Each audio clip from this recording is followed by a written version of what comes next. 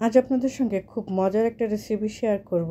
সেটা হচ্ছে পুঁই বিচি বা পুঁই শাকের যে বিচি পাওয়া যায় সেগুলো। তো প্রথমে আমি এখানে কিছু কেনা পুঁই বিচি নিয়ে নিলাম। এখানে প্রায় মানে 1 কেজির মতন আছে। তো আমি সেগুলো প্রথমে ছোট ছোট করে টুকরো করে নিলাম। পুঁই বিচিটা এখন খুবই অ্যাভেলেবেল, এখন সব জায়গায় এই জিনিসটা খুবই পাওয়া যাচ্ছে, আর এটা খেতেও অনেক ভালো লাগে। তো আপনারা এই জিনিসটা কিনে এনে একবার ট্রাই করে দেখতে পারেন। তো বিচিগুলো কাটা হয়ে গেলো, আপনারা অলরেডি দেখে বুঝতেই পারছেন আমি কীভাবে কেটে নিয়েছি। তো একদম 1 ইঞ্চি পরিমাণ করে আমি এগুলো কেটে নিয়েছি। কেটে নিয়ে আমি এগুলোকে এখন খুব ভালোভাবে ধুয়ে নিলাম। অবশ্যই এটা খুব ভালোভাবে ধুয়ে নিতে হবে, কারণ এগুলোতে সামান্য পরিমাণ বালি থাকে। তো এগুলো আমি খুব ভালোভাবে 2-3 বার এগুলো ওয়াশ করে নিলাম।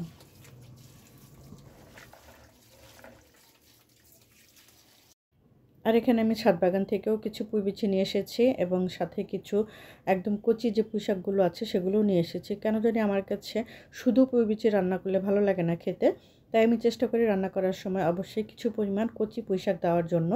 তো আমি সেগুলো এনেছি এবং সব কিছু একইভাবে কেটে নিয়েছি। আপনারা অলরেডি দেখে বুঝতেই পারছেন একদমই ছোট ছোট করে শাক এবং ডাঁটাগুলো সবগুলোই খুব ভালোভাবে ছোট ছোট করে কেটে নিয়েছি। তারপর আমি এগুলোকে খুব ভালোভাবে ওয়াশ করে নিলাম। সবসময় যে কোনো শাক বা যে কোনো সবজি সব কিছু খুব ভালোভাবে ওয়াশ করে নিতে হয়। তো আমিও সেটাই করে নিলাম। এখন আমি কিছু পরিমাণ পেঁয়াজ এবং চিংড়ি মাছ আমি বড় বড় এখানে 3টা নিয়ে নিয়েছি, সেগুলোকে আমি এখন ছোট ছোট করে কেটে নিলাম। তারপর আমি একটা কড়াইতে এখন তেল গরম করে নিয়ে তাতে দিয়ে দিলাম সেই চিংড়ি মাছগুলো, যেগুলো আমি ছোট ছোট করে কেটে রেখেছি। এখন এই চিংড়ি মাছগুলোকে আমি খুব সুন্দর করে মানে ভেজে নেব। যে পর্যন্ত চিংড়ি মাছের খুব সুন্দর একটা ফ্লেভার না আসবে সেই পর্যন্ত এটাকে ভেজে নিতে হবে।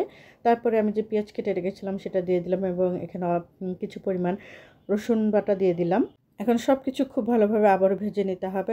যখন চিংড়ি মাছ এবং রসুনের খুব সুন্দর একটা ফ্লেভার আসবে সেই পর্যন্ত এটাকে ভেজে নিতে হবে। তারপরে ভাজা হয়ে গেলে এখানে হলুদের গুঁড়ো, মরিচের গুঁড়ো, লবণ এবং জিরার গুঁড়ো দিয়ে আবারও একটু ভেজে নিয়ে তারপরে এখানে সামান্য পরিমাণ পানি দিয়ে দিতে হবে। আমি এখানে 1 থেকে 1.5 কাপের মতন পানি দিয়ে দিয়েছি, কারণ এরপরে আমি আর কোনো রকম পানি ইউজ করব না। যে মানে এই পানি দিয়ে আমার পুরো রান্নাটা কমপ্লিট হয়ে যাবে।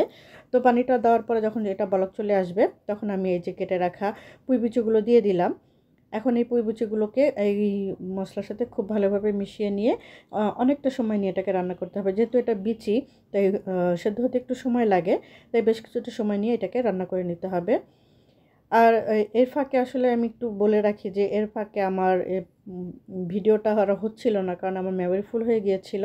তো এই কারণে ভিডিওটা আর হচ্ছিল না, আর এরই মধ্যে আমাকে আসলে রান্নাটাও কমপ্লিট করতে হচ্ছিল। তাই আমি এখানে আলুগুলো দিয়েছি, সেই ফুটেজটা আর মানে নিতে পারিনি। তারপরে আমি বেছে বেছে ভিডিও যখন ডিলিট করলাম কিছু, তার পরবর্তীতে এই ভিডিওটা আমি করতে পেরেছি। তো যাই হোক, আপনারা যদি পছন্দ করেন তাহলে আলুটা দিয়ে দেবেন, নাহলে নাই। তবে আলুটা দিলে খেতে ভালো লাগে। তো এই তো আমার রান্না কিন্তু মোটামুটি কমপ্লিট। কেমন হলো অবশ্যই জানাবেন।